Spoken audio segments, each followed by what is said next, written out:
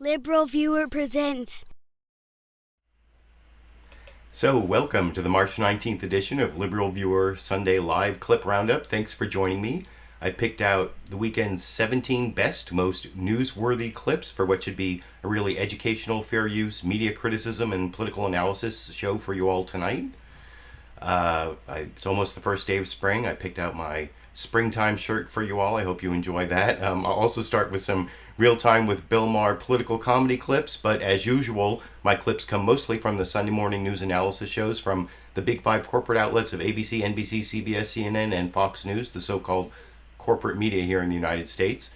You can see the three subtopics I'm covering listed down in the video description, but basically the topic for the show is whether Trump's crazy is hurting his agenda, and I start off with a bunch of clips on Trump's crazy, which is basically the whole Russia scandal and his claim that Obama wiretapped Trump Tower. And then I have several clips on TRUMPCARE or RYANCARE or DONTCARE or whatever you want to call the Republican health care plan, and a couple clips on the budget that sort of follow up on how Trump is having difficulty getting his policies across because of his crazy. That's sort of the generalized topic for the day. And I want to start with a clip from HBO's Real Time with Bill Maher last Friday, where, Bill Maher was off last week, so he had to do sort of a summary of the Trump crazy that broke out right after he did his show 2 weeks ago.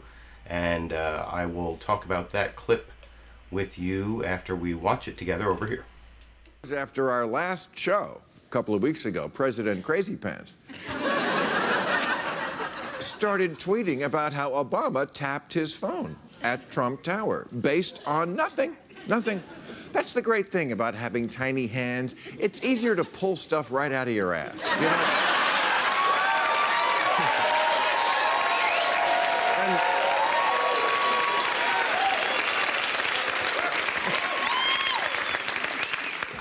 And even though Obama himself has said this is bullshit, the wiretapping, and our former national intelligence director said that, the FBI director said that, Speaker of the House said that, the chairman of the House Senate Intelligence Committee, and the Senate, from both sides of the aisle, said this. Trump addressed all these doubters today. He said, well, I saw someone say it on Fox News. Really, that was it? I saw someone say it on Fox News? What has to happen before what has to happen, Republican patriots, before you act? Does the president have to get naked, roll around on the White House lawn, start eating the grass and going, vroom, vroom, I'm a lawnmower?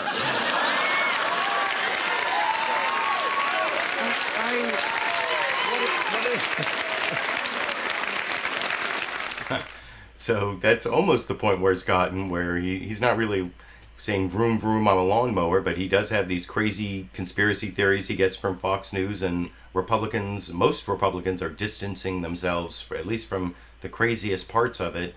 And I'm going to have another clip from the monologue in just a couple minutes after I show what I thought was a really interesting interview that Bill Maher did, a really informative interview with Jake Tapper, who I show clips of him almost every week from CNN's State of the Union, and he talked more generally about how he has to now report on Trump and how Trump is different from other politicians. And it was kind of interesting to see Jake Tapper as the guest, not the host. Down in the video description, by the way, there's a link to the entire Jake Tapper interview, as well as a link that shows you the clip list I'm using of my 17 clips, so you can look along if you want to skip to the next clip or clips that most interest you. If you're watching as a recorded show, there will also be time indexes down there that you can skip to the next topics or back to the beginning of the topic if you want to really understand it and watch it all over again for a second time. I don't know, to some people, well, I notice some people watch more than 100% of the show, so there must be somebody out there who's doing that. But like I said, I want to show this Jake Tapper clip. And one of my favorite parts of this is the very beginning, and this clip is from the very beginning of the interview. You can watch the rest of it on YouTube at the link I put down in the video description, and you'll see Jake Tapper really does well rolling with Bill Maher's joke. I don't know, has he heard it before, or is he just good at rolling with the joke? You can let me know what you think down in the comment section after we watch it together here. So, I'm sure people have told you this before, but you know you have the best porn name ever. Jake Tapper. Okay. So I'm glad you're familiar with my earlier work.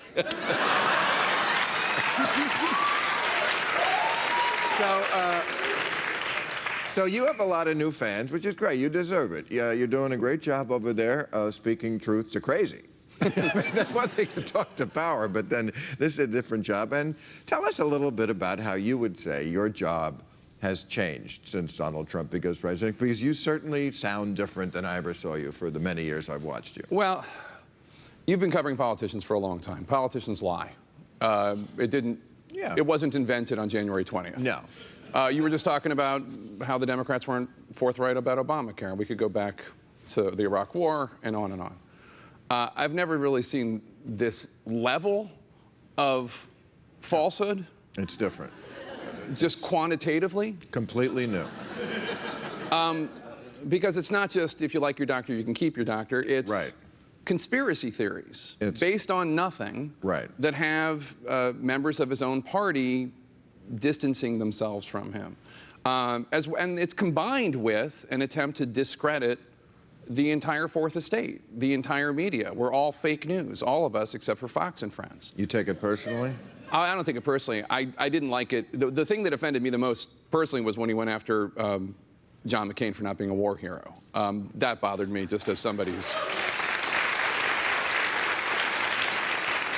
And then when Senator McCain started asking questions about the Yemen raid, and the White House suggested that how dare anyone question this military mission. Senator John McCain is the chairman of the Senate Armed Services Committee. Sure. Actually, literally his job to question a military operation. Yeah. So there's this effort to undercut, you know, the Fourth Estate, legislative oversight, the judicial branch, so-called judges. So this combination of falsehoods, 3 to 5 million illegal votes, Ted Cruz's dad helped kill Kennedy. Yeah, it's just... I could go on and on. They're laughing. This is just the news. I know, it's just the news. These are just facts. And when I watch you, and you do, you know, call that out, I'm like, go, Jake, go.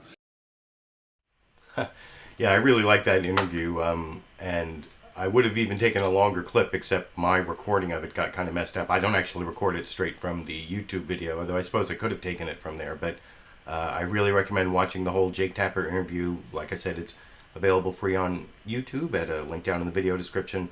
And not only did he roll with his porn name there that I thought was, I don't know if he was prepared for it or he just rolled with it, but he also, I think, gave a good analysis of the difference between Trump's lies and regular politician lies, because, of course, there are all sorts of lies that we get from politicians, and they spin the truth, and, you know, there's some, like, grain of truth in there maybe, and they've sort of mangled it all out of recognition. But I think you'll see from the other politicians, and mostly from the politicians that I've covered over almost 4 years now on my Sunday Live Clip Roundups, that they're the regular politicians that Jake Tapper was talking about there, where, you know, they will lie, but they don't come up with, like, these crazy conspiracy theories that, you know, create diplomatic incidents with Great Britain and Germany, and I will actually get to that, but I wanted to show one more, like I promised, one more clip from the monologue where Bill Maher also talked again about how it's not just crazy, but driving him crazy. And he, you know, the thread between all three of these clips, you notice Fox News keeps coming up, because that's like the one media source that Donald Trump trusts, and it's where he gets a lot of his information. And if you've been watching my channel over the last 10 years, you know I've shown how unreliable Fox News can be, even more unreliable than the other 4 corporate news media outlets that I cover every Sunday on the Clip Roundup. And anyway, I think Bill Maher points that out and then makes a joke out of it in this final clip from the Bill Maher monologue last Friday over here. It's not just me. It's driving us all crazy, right? Please tell me it's not just me. I mean, this is the craziest administration ever. They think the microwave oven is filming them. But during press conferences, they don't seem to realize they're being broadcast on TV.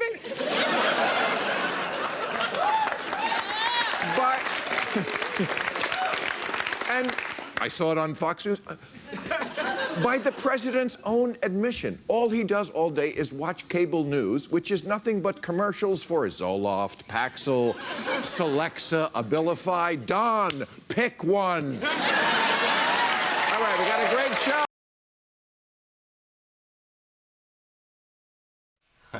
So that's really crazy if you need Paxil or Abilify or whatever. I mean, I don't know. There's like some sort of ethical standard that psychiatrists and psychologists aren't supposed to diagnose people who they haven't actually met personally and examined. And so you can read these articles every now and then where people throw around these category, narcissistic personality or sociopath or megalomaniac or of course I'm not a psychiatrist or a psychologist, so I have no ethical duty not to label Donald Trump with various psychological illnesses. And you can tell me if you think he merits any sort of psychological diagnosis in any of those drugs Bill Maher was talking about down in the comment section. But now I want to actually get to some of the serious news. I do have one more Real Time with Bill Maher clip I will show at the end of the Russia section. It kind of transitions into the healthcare section.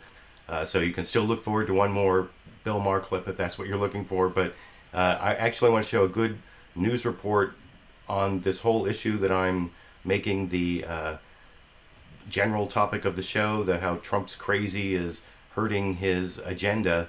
This is Chuck Todd at the beginning of Meet the Press this morning had sort of a similar take on what's going on. He talked about the credibility gap and went all the way back to LBJ and the Vietnam War. And I mean, that's kind of the interesting thing about how Trump is taking down the credibility of the presidency and the government is, I think especially among my viewers, I have a very high percentage of people who don't really trust what the government says anyway. I'm very skeptical even of what the Obama administration said, even though I'm a registered Democrat. As a member of the ACLU for over 30 years now, I know that you have to fight the government, whoever is in power, and the ACLU sued the Obama administration a lot of times, and they've already sued the Trump administration or helped sue the Trump administration, and are gearing up to fight various battles of unconstitutional usurpations of power. And anyway, I'm getting off on a tangent, and I said I would show this Chuck Todd clip from Meet the Press where he talks about the credibility gap, which I guess for some people Trump is making worse, though many of us are already skeptical of the government. And then he sort of transitions into healthcare and the budget, which are the two other topics I'm covering. So this is sort of a general roundup of all the topics, a little over 4 minutes from NBC's Meet the Press this morning here.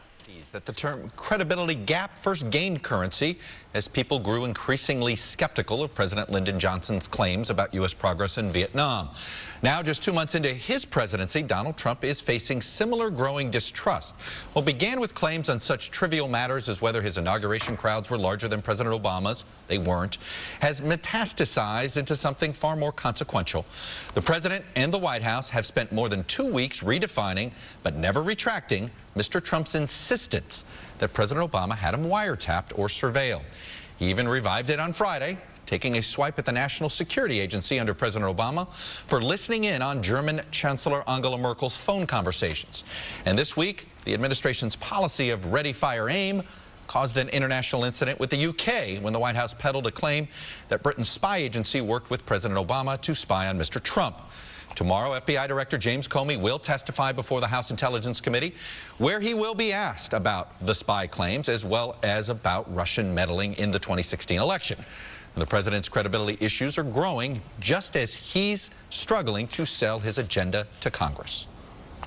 As far as wiretapping, I guess, by this past administration, at least we have something in common, perhaps. President Trump claiming yet again on Friday that President Obama had him wiretapped, despite unambiguous statements from Republican leaders who would know. There's no evidence of that. I have not seen any evidence of this. We don't have any evidence that that took place. Now the British are livid after Press Secretary Sean Spicer used the White House podium to traffic in an unverified claim by a Fox News commentator that it was Britain's spy agency that monitored Mr. Trump on Mr. Obama's behalf. He's able to get it, and there's no American fingerprints on this. He's able to get it, and there's no American fingerprints on this. The British agency calls it nonsense, utterly ridiculous. The White House is refusing to apologize, quote, "I don't think we regret anything."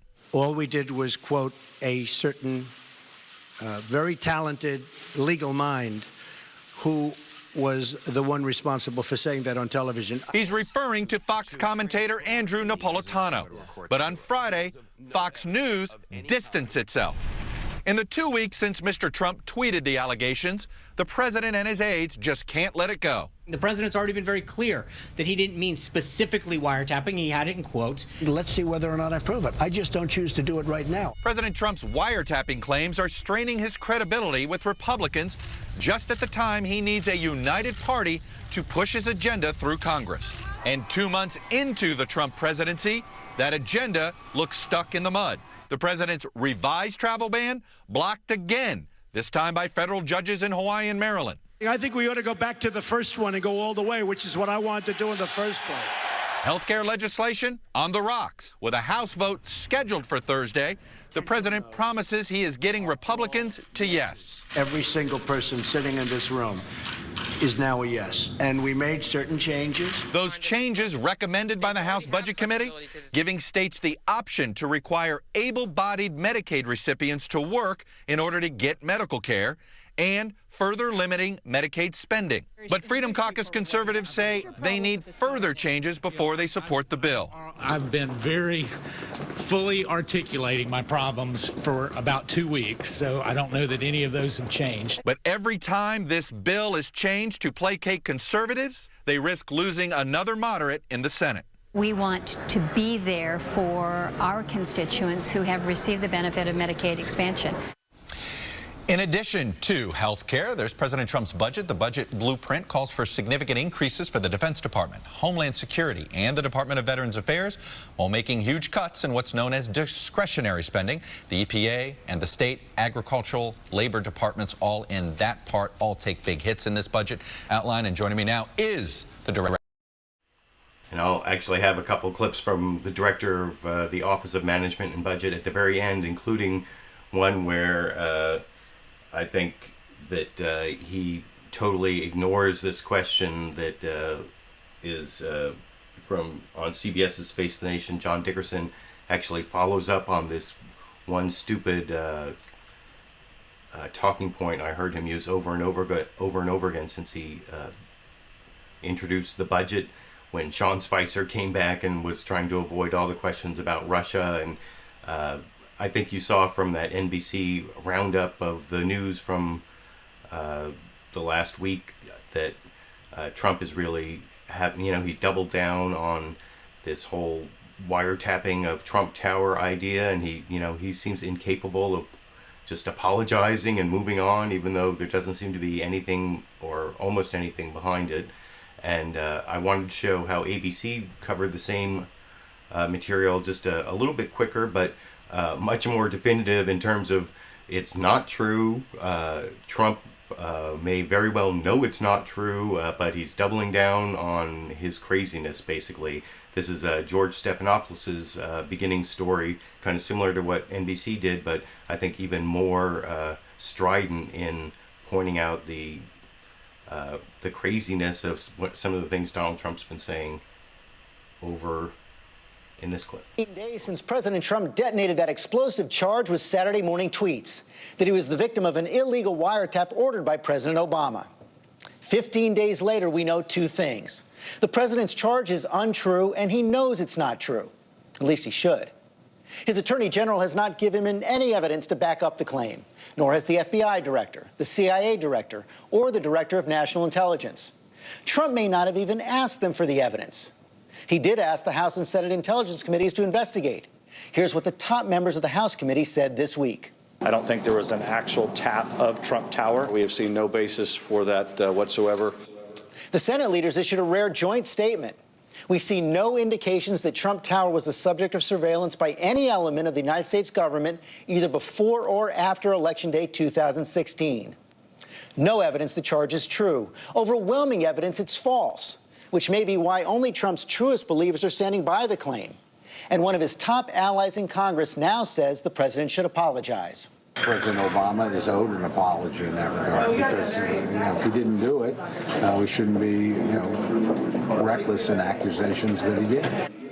Instead, at that awkward press conference with German Chancellor Angela Merkel on Friday, Trump doubled down about the fact that Merkel had been spied on by our NSA. As far as wiretapping, I guess, by this past administration, at least we have something in common, perhaps.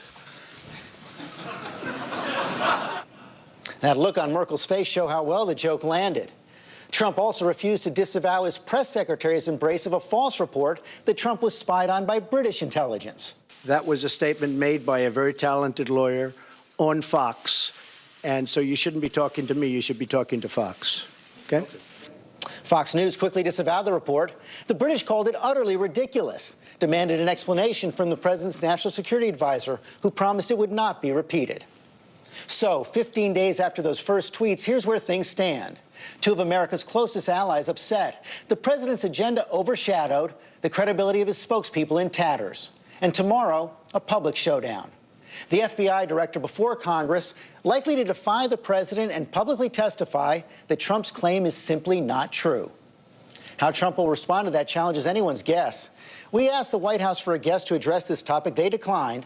But we are joined by a close friend and ally of the president, Christopher Ruddy, the CEO of the conservative website Newsmax. He tweeted out this photo of the president yesterday down in Florida, and he joins us now. And I'm going to spare you the commentary of the head of Newsmax, which is this total right-wing online news organization, I should say, because he starts off everything that he says by, I'm not a spokesman for Donald Trump, I'm just his buddy, and I'm giving my opinion about, what makes Donald Trump mad. That's basically, there's a link down in the video description to the entire ABC This Week with George Stephanopoulos program if you want to go watch that. Although I will have at least a few other clips from ABC's This Week before I'm done. In fact, this next clip is also from ABC's This Week with George Stephanopoulos. It's Senator Rand Paul talking about what I think, before I showed that last clip, I said that, there's almost nothing to what Donald Trump has been saying. The only possible, because Obama did not order the wiretapping of Trump Tower. And, the Trump administration is now trying to, make it more fuzzy, all the different parts of that. Well, it wasn't done by Obama, and it wasn't wiretapping, and it wasn't Trump Tower, but there was surveillance by the Obama administration of some people who were somehow associated with Donald Trump. And that may have happened. I mean, we know General Flynn had his wires tapped somehow, but it was really the Russian ambassador who had his wires tapped. And that's where there may be some sort of truth to this, or surveillance of Trump world, in that it was foreign agents who were the targets. I talked about this a little bit last week, the Section 702 of FISA, and that allow, and especially after the FISA Amendments Act from 2008 that President Obama voted for when he was running to be president, and it really gives the government a lot more surveillance authority, and I was upset about it then, and I said so even though I was supporting Obama for president. I made a video about it even, about the ACLU suing Obama, that the ACLU would sue Bush, Obama, or McCain, whoever was president. That was basically the idea of that video, and it turned out to be true. And anyway, under the FISA Amendments Act, they can actually surveil American citizens if they are talking to foreign targets, and sometimes even when they're in the United States. That's what's so crazy about the way they amended it. It gave a lot less protections to Americans in the United States when the collection was also sometimes taking place in the United States, as long as the target was foreign intelligence. And I think that's one of the things that Michael Flynn got caught up in, and Rand Paul talked about that, and about the unmasking of General Michael Flynn. And this is going to be a big Republican talking point, as I'll show with the subsequent clip of House Intelligence Committee Chair Devin Nunes afterwards. But first, here's Rand Paul talking about the grain of truth to the whole Trump surveillance conspiracy theory over here. You're also a member of the Senate Foreign Relations Committee. We see the president standing by that claim about President Obama. It's caused a rift now with British intelligence over the weekend. How big a problem is this for the president's credibility? How does he fix it? I think that we know one thing for sure, that the Obama administration did spy on Flynn. Now, whether it was direct or indirect, somebody was reading and taking a transcript of his phone calls, and then they released it. It is very, very important that whoever released that go to jail, because you cannot have members of the intelligence community listening to the most private and highly classified information and then releasing that to the New York Times. There can only be a certain handful of people who did that. I would bring them all in. They would have to take lie detector tests, and I would say, including the political people, because some political people knew about this as well. But we need to get to the bottom of who is releasing these highly classified conversations. And if the president was surveilled, he probably wasn't the target. I don't know that he was or wasn't, but if he was, they probably targeted someone in a foreign government, but then they listened to the conversation with Americans. But our government's talking to foreigners all the time. We can't allow people in the Intelligence Committee to release the contents of that information to the media. But you will get a deep state. You will have an intelligence community that has enormous power if that happens. You don't believe President Obama ordered an illegal wiretap of President Trump? Well, what happens is it's a little different than that. We target foreigners all the time, but they talk to Americans, they talk to the president, they talk to the national security advisors, and they're supposed to be masked. But there was something alarming the other day. General Hayden admitted that people all the way down to some of the lowest analysts can unmask who the American is. So if someone unmasked General Flynn and they're a low-level analyst, we need to be looking at their computer and finding out if they unmasked that conversation and if they spoke with the New York Times. You've got to put those people in jail, because you cannot allow this to happen, or we will have, presidents being blackmailed or national security advisors being blackmailed. This is a huge, huge problem. Bigger than anything else that's being discussed is the fact that private conversations from the intelligence community perspective are being leaked to the press. That's not like a leak that says, oh, the president watches TV in his bathrobe. This is important to national security. You can't let it happen. Senator Paul, thanks for your time this morning. Now, I agree actually with most of what Rand Paul said there about how Americans shouldn't be unmasked, and how there is this huge intelligence collection apparatus for foreign intelligence that can inadvertently collect the conversations of Americans, and they're not supposed to be unmasked. Although that clip there is a little under 2.5 minutes, and I noticed he actually contradicted his analysis. He's got the unmasking talking point that I'll show from Devin Nunes in just a minute. He's got that down.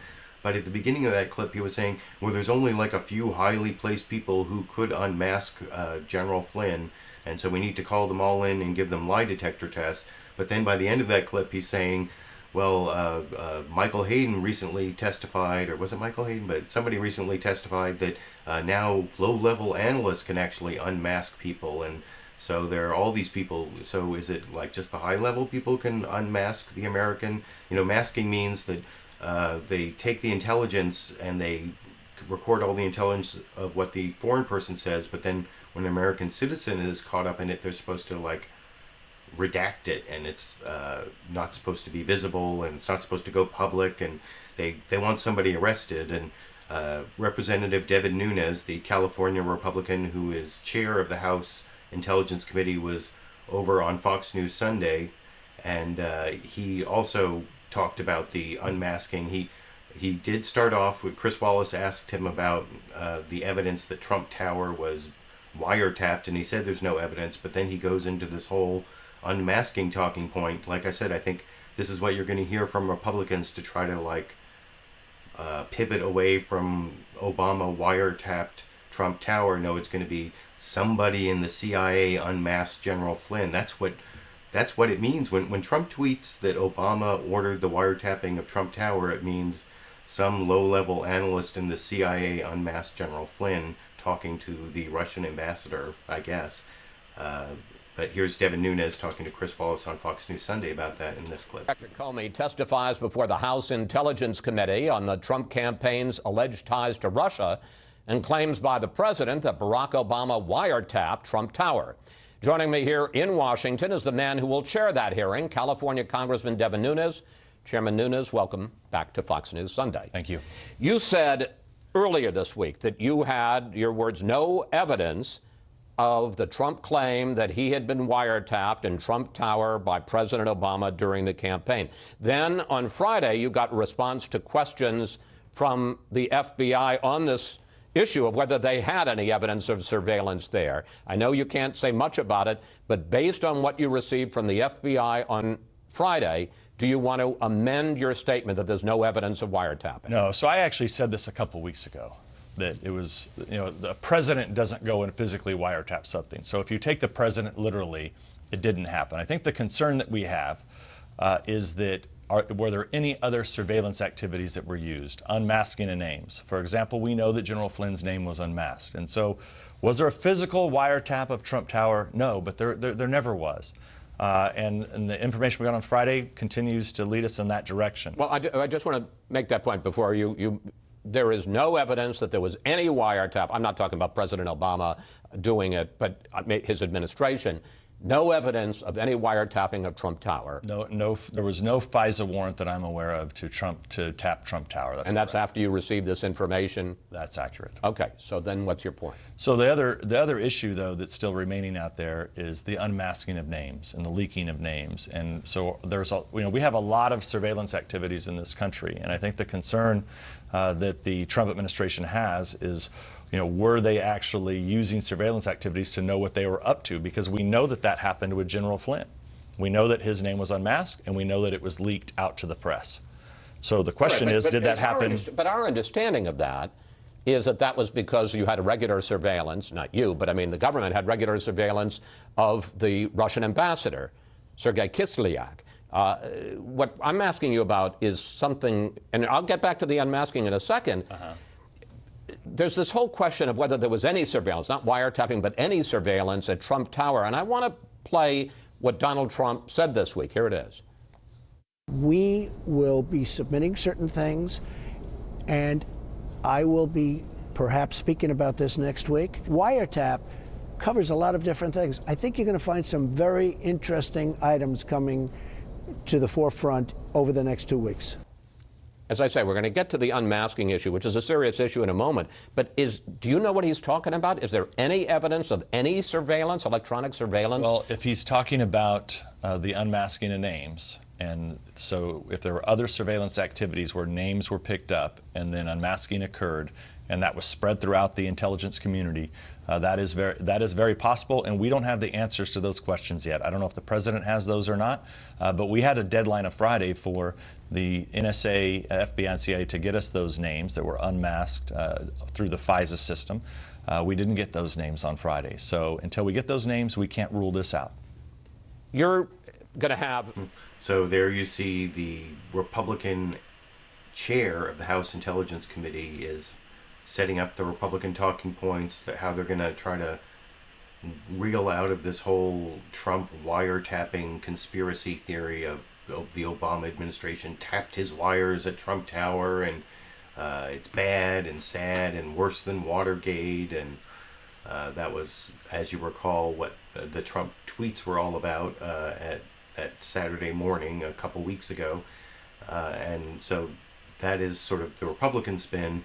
And the next clip is actually the exact reverse. It's the Democratic spin over on NBC's Meet the Press. That was the Republican spin over on Fox News Sunday.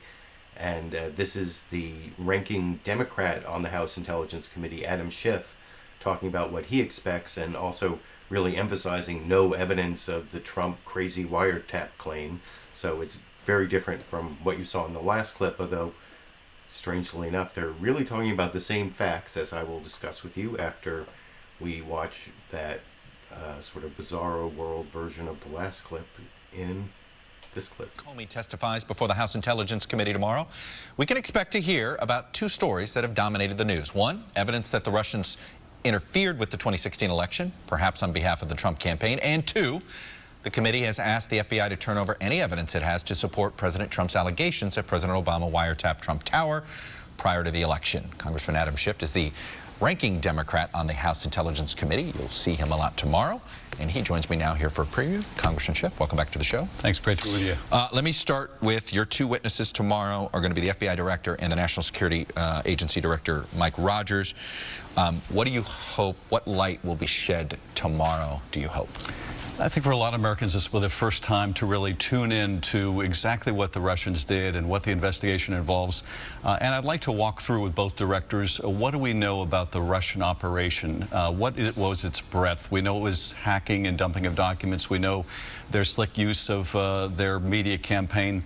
But more than that, I think we want to share with the country why we're so concerned about the issue of U.S. person involvement. Were there U.S. persons that were helping the Russians in any way? Was there any form of collusion? And what can we do to protect not only ourselves in the future, but our allies that are facing this same Russian onslaught right now? But if this is an ongoing investigation by the counterterrorism unit and the FBI, what do you expect Director Comey can say publicly? Well, on the issue of collusion, he'll probably be the most limited in what he can share, but there's a lot he can tell us about the Russian motivations for their intervention in our election, how the Russians operate in Europe, what techniques they use, what we should be on the lookout for in our investigation. In Europe and other places, we've seen them use blackmail, use compromise, use the natives of those foreign countries that they're intervening in, how they use paid social media trolls. So the full range of Russian intervention and what that looks like, and so I think fleshing out why this ought to matter to Americans. I think people need to understand we are in a global war of ideas.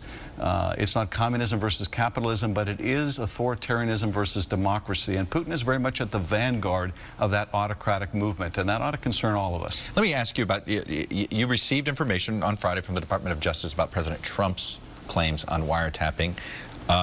What can you tell us? Were you satisfied with the information they provided? Well, I got a classified briefing on their response. They delivered it after most of us had left town. But once again, no evidence to support the president's claim that he was wiretapped by his predecessor. And, you know, I have a lot of respect for Susan Collins, but I have to differ with her on this.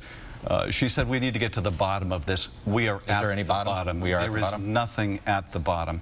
Will Director Comey say that definitively tomorrow, do you I expect that he will, and I hope we can put an end to this wild goose chase, because what the president said was just patently false, and the wrecking ball it created now has banged into our British allies and our German allies. It's continuing to grow in terms of damage, and he needs to put an end to this. I suspect what's really at root here, Chuck, is this is just how the president does business. Now, maybe this is the way he conducted his real estate business, with half-truths and sometimes no truths and a lot of bluster. That, in my opinion, is no way to run a business, but it's an even worse way to run a country. It's dangerous to us. It's already alienating allies, and as George Wilk so correctly pointed out, when there is a crisis over North Korea or Iran or whatnot, and every president has one in their term, we need to be able to believe our president, and he's making it very, very difficult. I want to get to the point of, look, So, actually, Chuck Todd went on to ask about collusion between the Trump administration and Russia on the way that the election was, the DNC and John Podesta were hacked, and stories were selectively leaked to hurt Hillary Clinton and help Donald Trump, whether there was collusion with the Trump administration or some other kind of collusion having to do with business dealings, or who knows what's going on. And I'm not going to show that clip from Meet the Press, but that did come up in this next clip that actually gave me a little bit of hope that there might be some sort of bipartisan investigation, because this is a clip from excuse me, let me make sure I get the right clip here, from ABC's This Week with George Stephanopoulos, where he had on both a Republican, Will Hurd from the House, and then a Democrat from the House, Joaquin Castro, both talking about this House Intelligence Committee hearing tomorrow. And the Republican actually says that Trump should apologize if his accusation against Obama turns out not to have any evidence to back it up. And then Joaquin Castro talks about the collusion investigation, and confirms really there's no evidence now, but there's an ongoing investigation, and there may eventually be evidence, and there's no conclusion, you know, that there's definitely no evidence yet because they're still investigating. And I'll talk about that clip with you after we watch together here. Let me begin with you just on the question of the day. Have you seen any evidence that President Obama ordered an illegal wiretap of President Trump? George, no, I haven't, and thanks for having me on the show. I haven't seen that, and to quote my 85-year-old father, Bob Hurd, who's given this advice to all of my friends when they got married, it never hurts to say you're sorry. So you think the president should say he's sorry? I think so. I think it helps with our allies. We got to make sure that we're all working together. We live in a very dangerous world, and we can't do this alone. And when we have a major ally, and it's not just sorry to the president, but also to the UK for the claims or the intimation that the UK was involved in this as well. It doesn't hurt, and it takes away from the rest of his agenda. And Congressman Castro, I assume you agree with that right there. What do you expect from FBI Director Comey tomorrow? Do you think he's prepared to address this publicly? On the wiretapping, I hope that he will. You know, George, this will be an opportunity for us to have an open discussion about this investigation. I'm sure that we're not going to hear everything because we aren't in a classified setting, but I think there are a few things that I'm hoping to hear. First, whether any Americans are being investigated for cooperating or conspiring with the Russians who interfered with our election. Second, the scope of that investigation. And third, a timeline for resolving it. And then to follow up on something that Chris Ruddy was saying and the White House has talked about as well, we do have the former Director of National Intelligence, James Comey, who said he's seen no evidence of any collusion between the Trump campaign or people associated with the Trump campaign and the Russians. Have you? Well, it's my understanding that that's exactly what's being investigated. He's stating that there's a conclusion that's being reached. My understanding is that that's still being investigated. So up to now you haven't seen any evidence, but the investigations continue to pursue No conclusion that. One way or another. So meanwhile, Congressman Hurd. So I think unlike the Devin Nunes versus Adam Schiff, you know, one is the bizarro version of the other clips from Fox News Sunday and Meet the Press. That clip from ABC's This Week shows some sort of hope of bipartisanship. They seem, especially that Representative Will Hurd saying that Donald Trump should apologize to President Obama and to the UK for his claim that he heard from Judge Andrew Napolitano on Fox News that it was actually the British Secret Intelligence Service that wiretapped Trump Tower so that Obama's fingerprints wouldn't be on it, and of course there's no evidence of that, and that's kind of an international incident. And I guess when Republicans start to turn on Trump, that is, you know, at least a sign that there's some institutional restraint, some separation of powers that's going to put some restraint on Trump's craziness. Although I know some people seem to think that his craziness is actually some like brilliant diabolical strategy or you know, otherwise. Here I was reading some of the live comments along the way. Here's one from one of my live viewers, Isaac.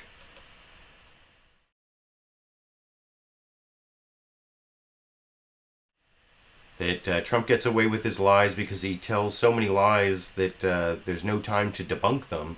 And actually, Andrew Sullivan over on HBO's Real Time with Bill Maher had kind of a similar argument where he was saying there is this strategy where Trump is trying to undermine any belief in any authority. And this kind of relates to what I was talking about at the beginning of the show about how many people are already really skeptical of the government. I've been pretty skeptical of the government even when Democrats were in charge of it. And but apparently Andrew Sullivan is buying into that NBC Meet the Press intro about Trump really another big notch down on the credibility gap that goes all the way back to LBJ in Vietnam. But anyway, here's Andrew Sullivan talking about that, and then Barney Frank, I think, does a good job of debunking it by saying, you know, there's no like brilliant strategy. The guy is like unhinged and can't control himself, which I think is closer to the truth. Although there might be some diabolical strategist somewhere in the Trump administration.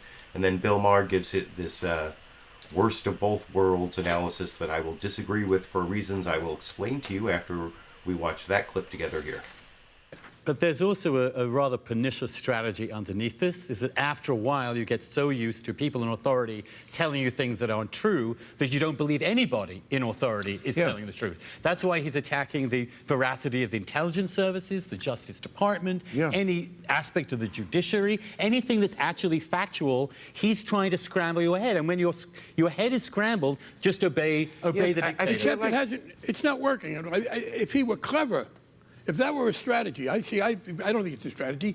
This is a man who is totally out of control. Right. He's immature. He says whatever he wants to say for the moment. Yes. If he were doing it strategically, he would focus on a couple of those elements. But he's attacking everybody. Exactly. He's attacking the House Republicans. There's no strategy. So I think if he were clever, I'd be worried about that. Yeah. And he has 88% support from Republicans in America. That's my point. That's not enough. That's not enough to win. And one thing. Well, it was in November. No, 88% of the Republicans alone wouldn't have won in November. You got a little more than that. It was other people who he is driving away. And the one example I would give on how it's not working, when a spokesperson for Fox News has to go on the air, as apparently did today, and said, no, the president's wrong, we don't have that. I think that is an impact. Look, he is, by every measure, the least popular president at this stage in his presidency in history. We don't know about John Adams. He doesn't, but he doesn't know that. Fine, polls, let him. This is where it goes. The polls are rigged, right? That's what he'll say. And secondly, it's still 40%. I mean, we've seen this man say things that are crazy, do things that are insane, and steal 40%. But you know what? I thought maybe the policy part would be better. I mean, when he was elected, a lot of us said, well, you know, he's not beholden to the Republican establishment. He was kind of a third-party candidate who hijacked the Republican Party. He had made a lot of comments about hedge fund managers being shysters and things. You thought, oh, maybe this... No. It's the worst of both worlds. It's straight right-wing. This health care bill is really just evidence that the Republicans do nothing ever but funnel money to rich people. Is it not a giant tax cut disguised as a health care policy? Oh, no question. And that's actually kind of true, that last part. I mean, about the healthcare policy, and that's actually the last clip on the Russia craziness and the wiretapping of Trump Tower by the Obama administration that has no evidence behind it. And when it comes to the argument there between Andrew Sullivan and Barney Frank, I'm definitely more on the Barney Frank side, that there's no like brilliant diabolical strategic plan behind Trump's lies where, you know, he's doing this to divert you from that and he's doing this to divert you from that. No, I don't think he is all that competent. And he doesn't really know what he's doing. He's someone who he believes in his gut. He's a 70-year-old man, so he's pretty set in his ways, and he believes what he believes. And I mean, he does have some good media instincts, and he has some good crowd instincts for speaking to a crowd. And but in terms of running a government, if he has some brilliant, diabolical, strategic plan, I think he's more like going with his gut, and a lot of times he's just not quite as smart as he thinks he is. And that's why I think when Bill Maher said, the worst of both worlds, the worst of both worlds would be that right-wing Republican agenda that Trump is pushing, and if he was really a great strategist and could get it done. The best of both worlds would be if he was a great strategist and he was that third-party candidate who took over the Republican Party and might do some things that were, more centrist or more not partisan Republican. That would be the best of both worlds. But what Bill Maher said, where he's crazy but he has a right-wing agenda, that's not the worst of both worlds. The worst would be if he were smart and strategic and diabolical and had that severe right-wing agenda that he has. So anyway, that's my commentary on that clip. So like I said, that was the last clip on the Russia craziness, and now I have several clips I want to show on healthcare. And the two main themes of TRUMPCARE, or Don't Care, or RYANCARE, or TRYANCARE, or Dumpster Care. I've heard a lot of different names for it, but whatever you want to call it, it's not really fulfilling the promises that Donald Trump made on the campaign trail, and is actually in a lot of ways disproportionately affecting negatively the people who voted for Donald Trump, which is kind of the theme of this first clip I want to show, which it starts off with George Stephanopoulos, and then he hands it over to their reporter David Wright, who talks to a whole bunch of Trump voters, some of which are still with him, but some of which are starting to realize that they've kind of been scammed, or they're losing, you know, like I want the government to take their hands off my Medicare, or the people who like don't really understand where their benefits are coming from, or, well, you can let me know what you think after we watch this. It's a little under 3 minutes. This is the healthcare report from ABC's This Week with George Stephanopoulos and their reporter David Wright over here. Over 90% of the counties in Florida are losing Obamacare, and they're losing the insurers that put Obamacare there. We'll be terminating Obamacare, and we'll be replacing it with so many different options.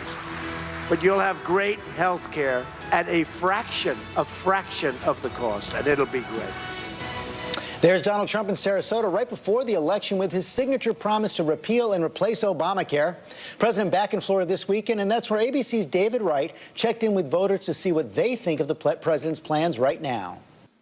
The Obamacare nightmare is about to end. This weekend in Florida, Vice President Pence was once again salesman-in-chief.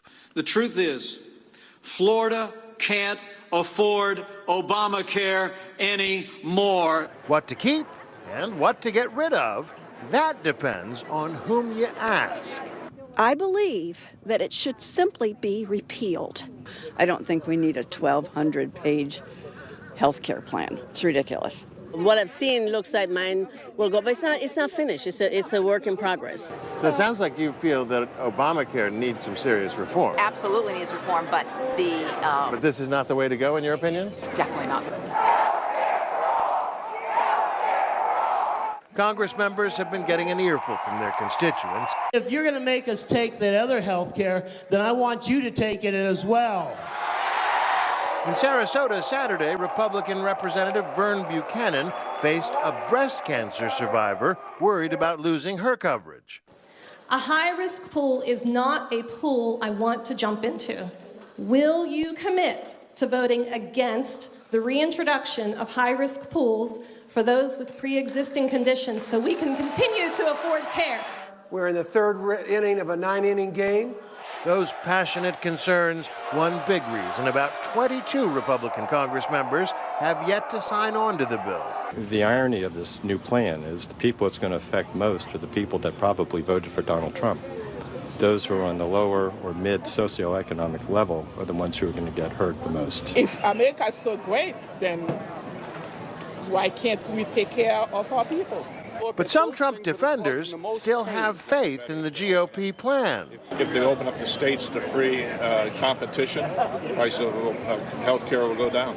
It'll not only insure people, but I think in the long run it's going to save money. It'll come through and it's going to be great. For this week, David Wright, ABC News, West Palm. So I thought that was actually a good report of, you know, I guess they call them man on the street interviews. They do that every now and then on the Sunday morning news analysis shows, and I think David Wright did a good roundup of different opinions in Sarasota, Florida. I don't know.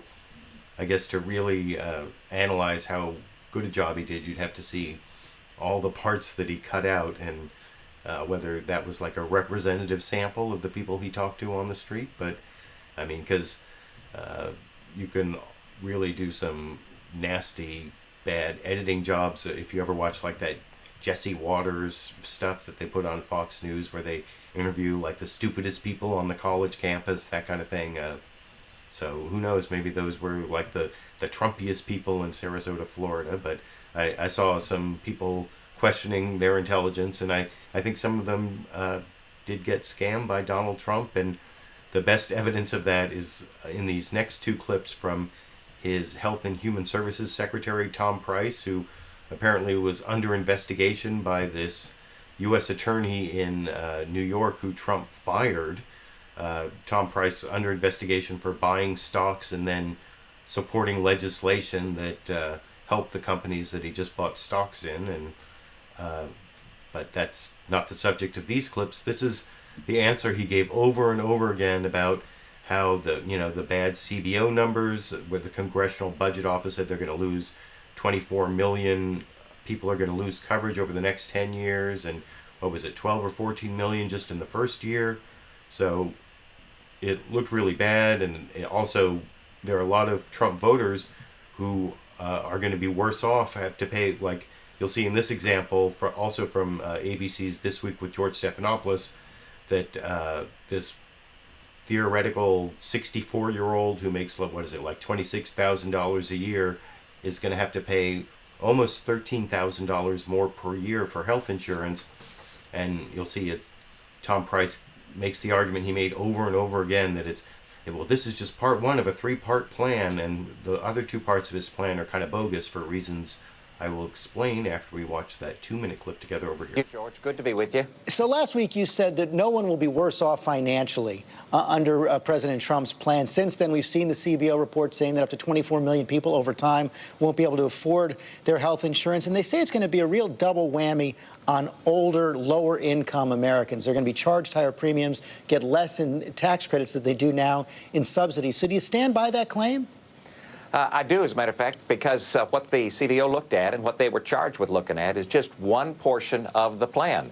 Now, the overall plan is not just this piece of legislation before Congress right now, which I think is an integral part, an important step in all of this, but it's the second phase of all of this, which is ongoing as we speak, but it includes all of the administrative changes that need to be put in place, and then a third phase, which also is ongoing as we speak, which are multiple other pieces of legislation that round out the plan and make it so that it fulfills the President's promise of repealing and replacing Obamacare and putting in place a patient-centered system where we get patients and families and doctors making medical decisions and not Washington, But D.C. you can see that under this plan, the plan that the House is expected to vote on this week, some Americans will be worse off?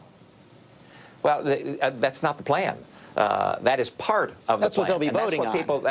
That's what people focus. Well, you have to put in place the entire plan, and this is part of that plan, and it's an important part because what it does is repeal Obamacare, repeals the taxes of Obamacare. It provides greater flexibility to the states in a fundamental way to make it so that the Medicaid system can actually work for patients in the Medicaid system. It makes it so that every single American will have the financial feasibility to gain access to the kind of coverage that they want for themselves and for their family, not that government forces them to buy. So it's an important important part. It's a first step in this process. The President seemed to concede this week in that interview. Now, the 3 parts of that plan, well, I'm going to get to the Medicaid flexibility part in just a minute. That's the beginning of the next clip. But the 3-part plan that Health and Human Services Secretary Tom Price was talking about there, parts 2 and 3 are totally bogus in terms of fixing the problems with part 1. Part 1 has all these problems where they're going to pass in, reconciliation means only requires 51 votes in the Senate. They don't need any Democrats to pass it because it's related to the budget.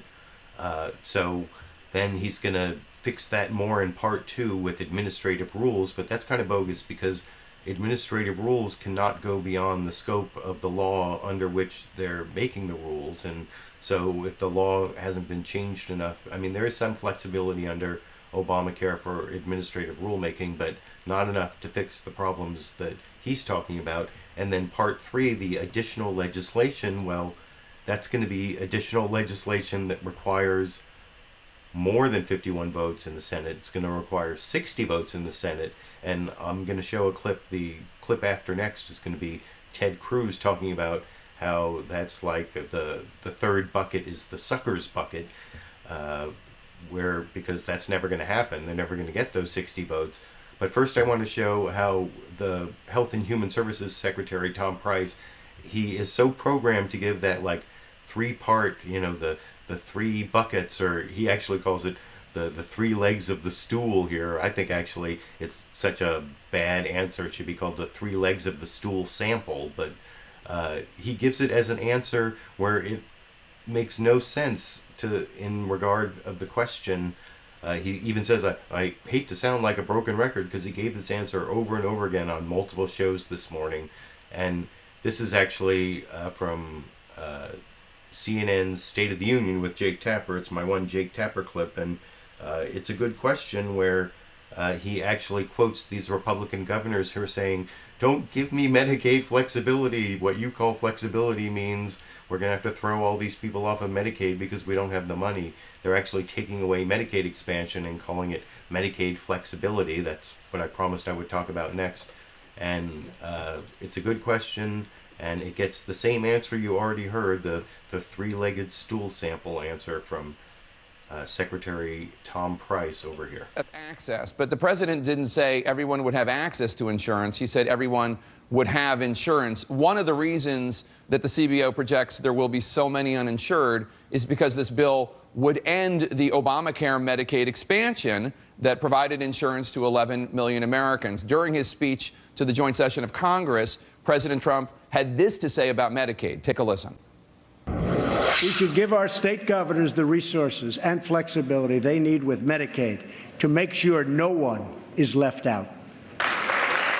No one is left out, but there are 4 Republican governors, as I'm sure you know, Kasich, Snyder, Sandoval, and Hutchinson, that say that this bill does not live up to the principles enumerated by President Trump. They wrote to the Republican congressional leaders saying, quote, the current version of the House bill does not meet this test. It provides almost no new flexibility for states, does not ensure the resources necessary to make sure no one is left out, and shifts significant new costs to states. So, Mr. Secretary, these are Republican governors that are objecting to your plan, saying that you're going to be leaving people out. It's not just a question of access. A lot of Americans are going to be left behind because the Medicaid expansion will be ended and there are fewer resources that will go their way. What is your message to these Republican governors? Well, I hate to sound like a broken record, but what they're looking at is not the plan. What they're looking at is this first piece of legislation.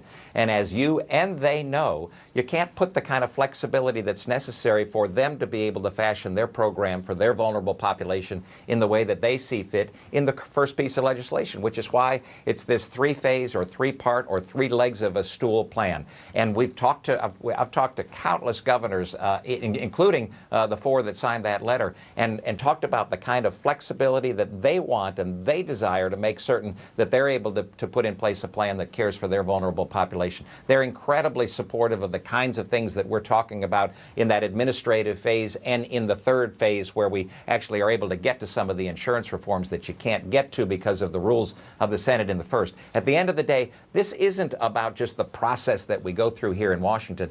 This is about whether or not the American people are going to get the health care that they need. Right now, many of them have health coverage. They've got an insurance card, but they aren't getting the care that they need because of the premiums that are increased, because the deductibles are up that they can't afford. We've got 1/3 of the counties in this nation that only have one insurance provider on the exchange. 5 states only have 1 insurance provider. That's not a program that's working for the American people. May work for government, may work for insurance, but it doesn't work for people. And that's what our goal is to put in place a system that actually works for the American people. But one of the things that...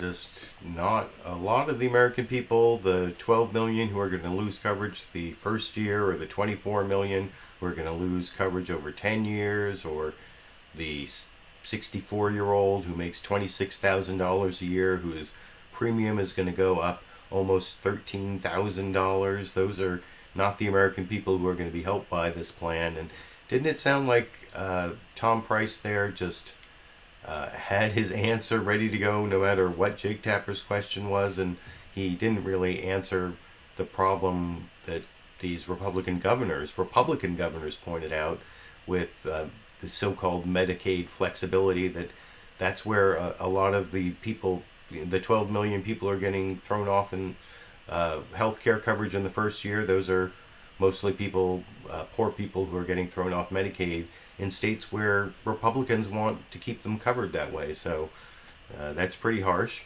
And as for the 3-legged stool sample I was talking about, the next clip I want to show is Senator Ted Cruz, and he is in the Senate talking about how bogus that the 3rd bucket is, the suckers bucket, as I said before I showed that previous clip. And then he, of course, since he's Senator Ted Cruz, he has this really far out legal theory as to how they can solve their problem.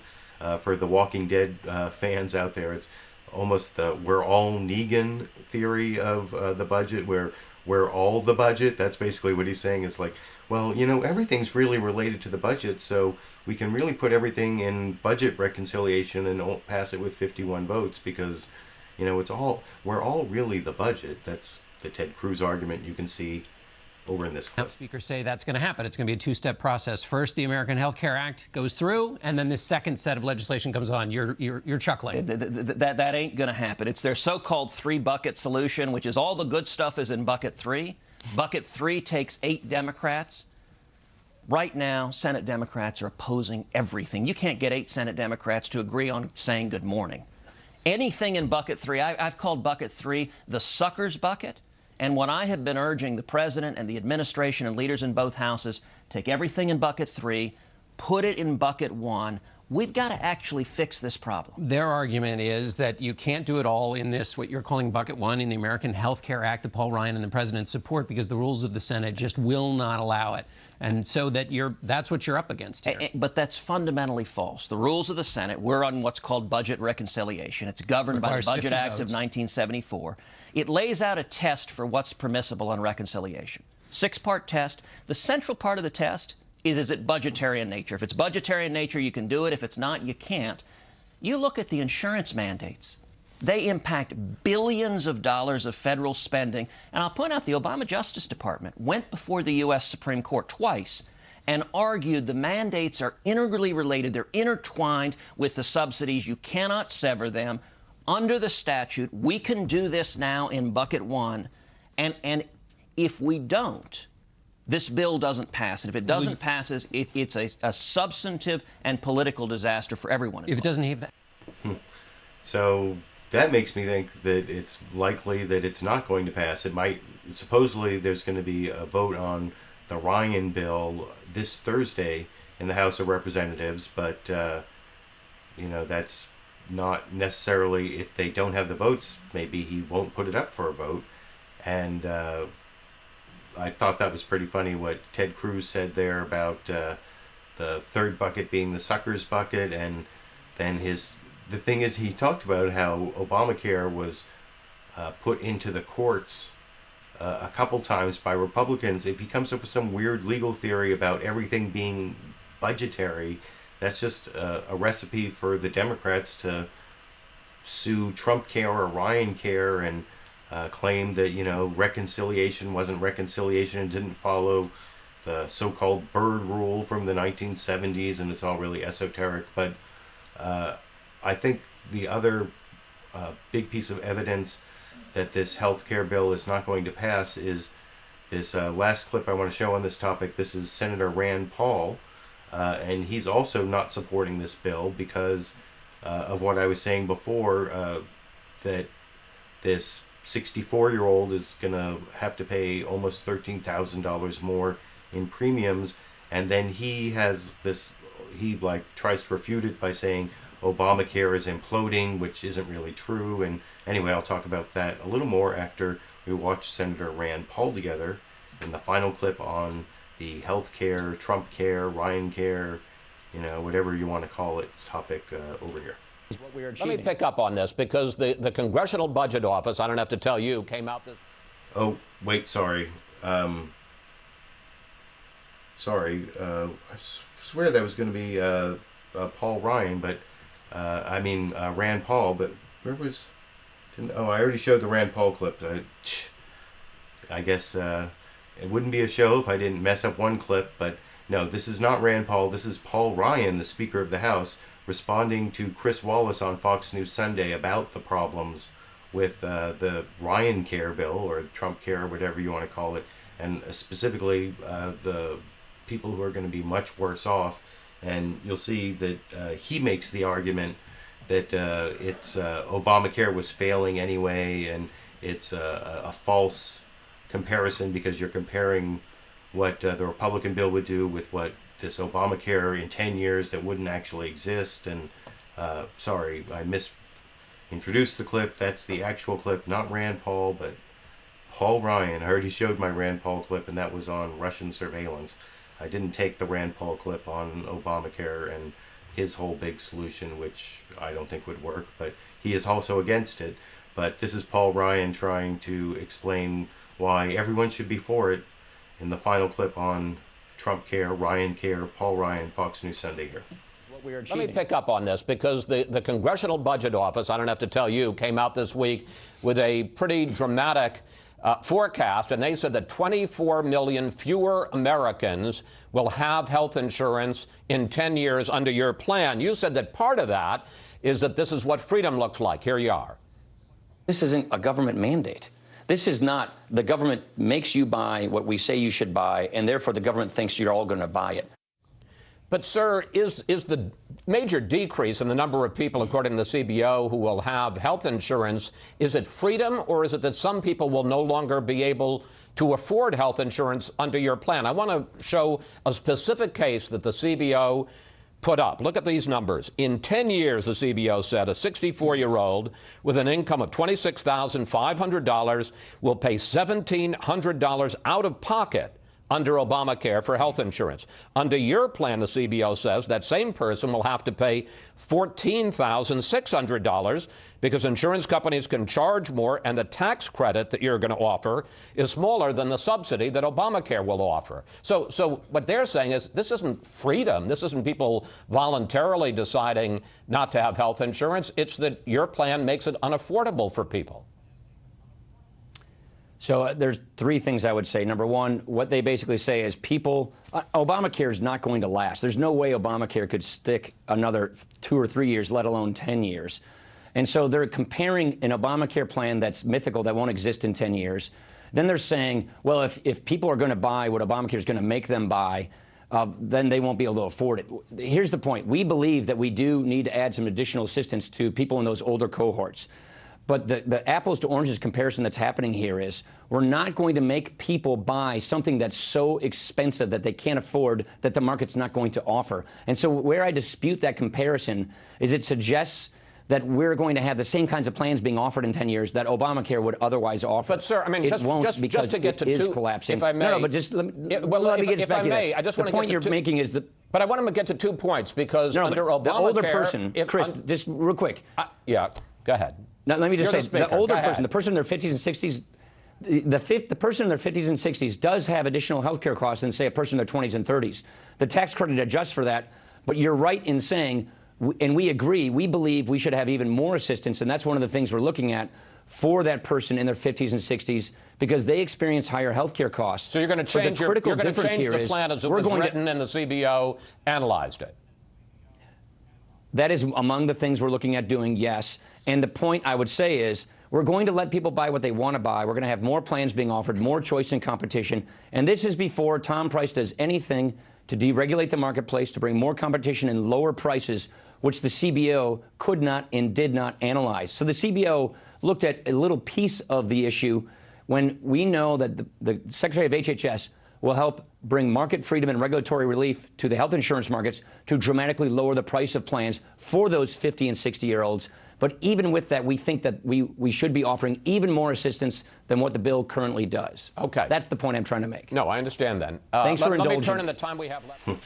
So, sorry, that was Speaker of the House Paul Ryan trying to defend RYANCARE or TRUMPCARE or TRYANCARE if you think it's Trump and Ryan. And he kind of relied on, in that last part, on bucket 2 of the 3-bucket solution, or the second leg of the 3-legged stool sample that the Health and Human Services Secretary was talking about earlier, where he's saying that they're going to be able to use administrative rules to bring competition to the marketplace. But the thing is, they're keeping all the things that make the plans cost more. You know, no pre-existing conditions, although they might do these high-risk pools, and you can keep people on the plan, and no lifetime caps, and if you don't take away all the goodies from the insurance that are in the insurance plans, then you're not really going to cut the costs, and there are all sorts of other problems. But anyway, and by the way, after I made that mistake, I saw people are doing a drinking game, and we're wondering about Sandy. I will have an 11-second bonus clip of Sandy that I already just uploaded to my LiberalViewer Instagram account and LiberalViewer on Facebook. They're both, Instagram.com LiberalViewer, or the Facebook.com LiberalViewer. That 11-second video is up now that you can already see, but it's Sandy, like when she just showed up here to watch the clips. She was licking her lips. I took a 11-second video. I'll show it before I end the show, but before I get to the Sandy clip, if you're waiting for the Sandy clip.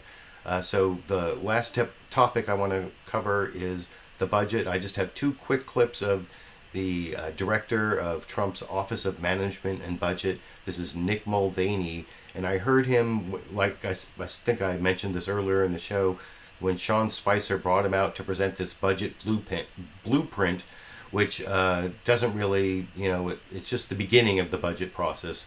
But he kept using this argument that, we can't ask this single mother or this coal miner in Virginia to give up their money for the National Endowment for the Arts.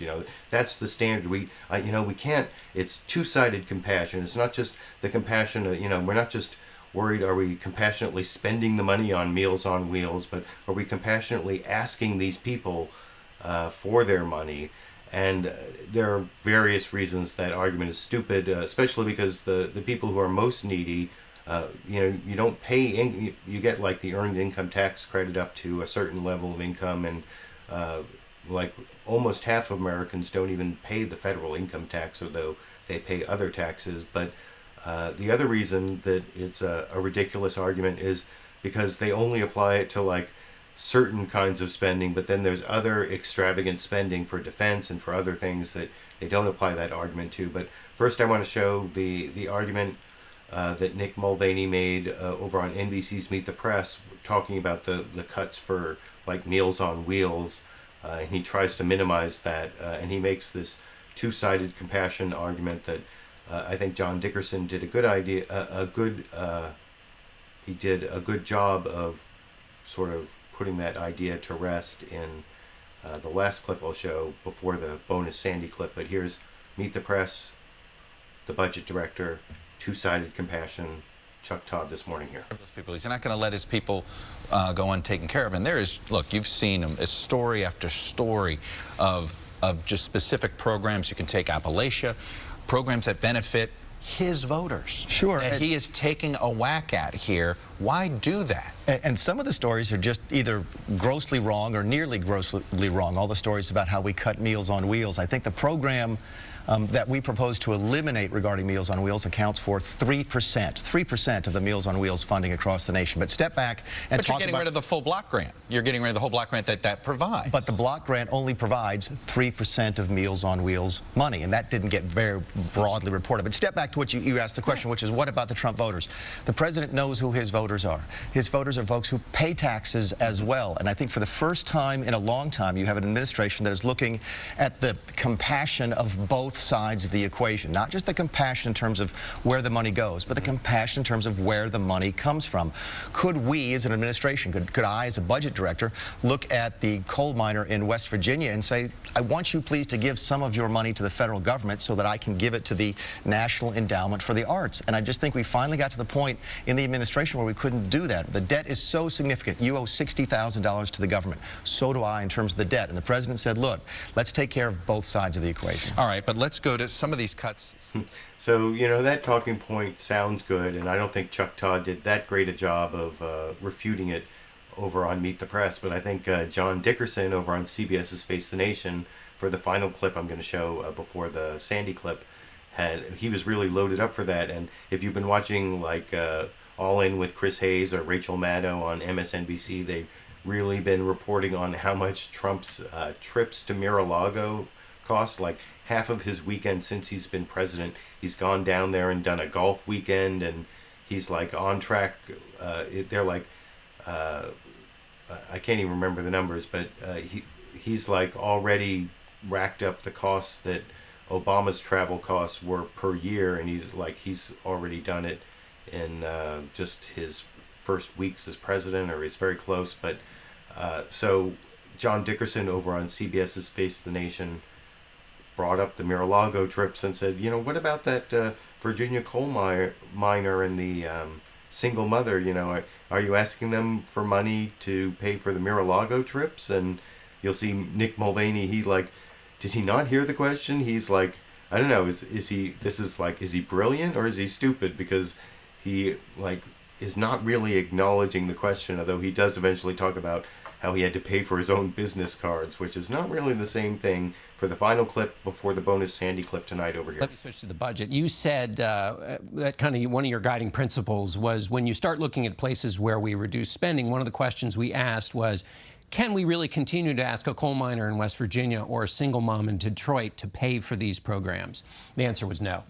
That seems like a good sorting technique, but doesn't it open you to the political question then, well, what about the president's vacation? You know, when he goes down to Mar-a-Lago, as a candidate, Trump made a lot of President Obama's vacations. Now people are bringing that back to the president. What does a coal miner or a single mom say about these trips down to Florida? Sure. You could always attack a budget for being political, right? In fact, we are going to do so. But keep in mind who the president wrote the budget for.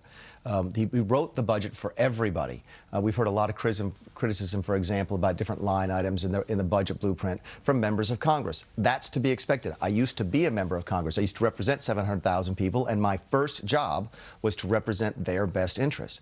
We had special interests at play on the Hill. We had lobbyists at play on the Hill. The president wrote this budget without consideration for those things, without being beholden to anybody except the people, and that's who this budget is written for. But if you're thinking about the coal miner and the single mom, doesn't savings begin at home? I mean, are there things the president can do to cut back on his own using that test? The coal miner doesn't get to fly down to Mar-a-Lago either. Yeah, I don't have a business card to give to you today, John, because at the Office of Management Budget, we have to pay for our own business card. So it does start at home, but it's already started.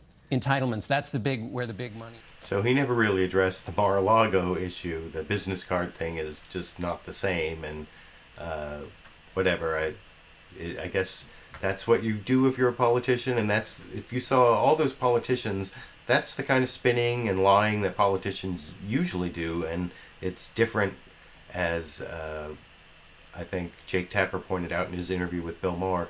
What Donald Trump does in his crazy conspiracy, I mean, that is just like crazy lying, where, you know, it's like, I can see you're lying right now. You know, there are pictures that, you know, like the inauguration crowd thing, there are pictures that show that you're lying. Why are you even trying to do that? But anyway, so if you like the clips I pointed out, before I show you the bonus Sandy clip, you can give me a thumbs up down there, give me a positive, supportive comment. Also, if you want to support me financially for doing this, especially with more and more of my videos being demonetized for being not advertiser friendly, you can become one of my patrons on Patreon. There's a link in the video description for that. And before I leave you, and who knows what I'll be able to do in the next few days, the ACLU work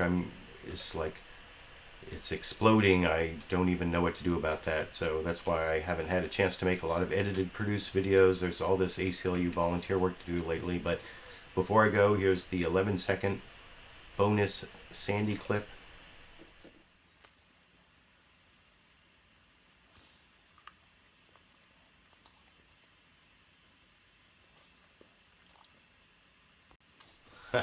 Wasn't that worth waiting for? And I appreciate all of you who joined me live, all of you who watched the recorded show, and until next week, I guess I'll be seeing all of you around the internet.